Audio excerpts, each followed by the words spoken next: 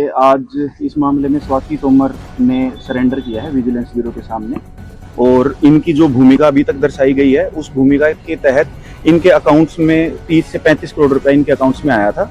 और आगे अभी पूछताछ जारी है, अभी जस्ट इन्होंने सरेंडर किया है और पूछताछ के बाद इसमें जो है आगे के तथ्य सामने आएंगे। तो किसके समक्ष सरेंडर किया है? ये अभी हमने एसपी साहब के समक्ष सरेंडर किया है और पूछताछ अभी जारी है।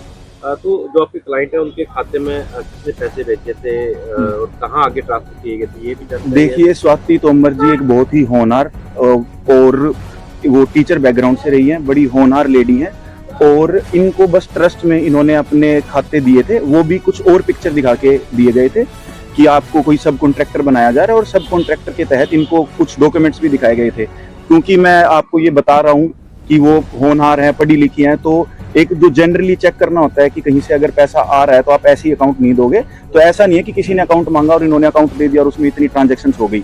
उनके पीछे इन्हें डॉक्यूमेंट्स दिखाए गए थे। Being lady from normal background, इनके पास इतना कोई सक्षम ये नहीं थे कि उनकी ऑथेंटिसिटी ये चेक कर सकते हो।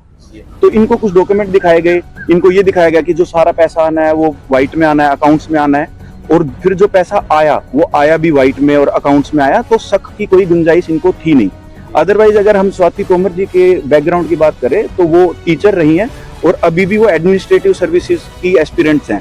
पहले भी उन्होंने वो एग्जाम्स वगैरह में अपीयर हुई हैं, सिर्फ 2-4 मार्क्स से वो रह गए थे। तो अकाउंट्स किसने मांगे थे, ब्लैंक चेक किसने मांगे थे? जो देखिए, इसमें अभी जो डिटेल्स हैं वो कंप्लीट डिटेल्स आनी बाकी है और वो पूछताछ का भी विषय है, तो हम सारा कुछ तो डिस्क्लोज नहीं कर सकते। लेकिन अभी तक जो लोग अरेस्ट हुए हैं उन्हीं का नाम सामने है। कोई नया अब तक ये कहीं भी अंडरग्राउंड नहीं थे, एक भी दिन इनका फोन ऑफ नहीं था, क्योंकि इन्होंने देखा कि मैं इस केस में रिप्रेजेंट कर रहा हूँ तो इन्होंने मेरे को कॉन्टैक्ट किया। और ये मैं आपको श्योरिटी के साथ बता रहा हूँ कि इन्होंने एक दिन भी अपने आप को एब्सकॉन्ड करने की या उसकी कभी भी कोशिश नहीं की। ये हमेशा पूछताछ के लिए अवेलेबल थे। जैसे ही इन्होंने अप्रोच किया तो हमने खुद स्वयं आके विजिलेंस ऑफिस में सरेंडर करके पूछताछ में हम शामिल हो गए।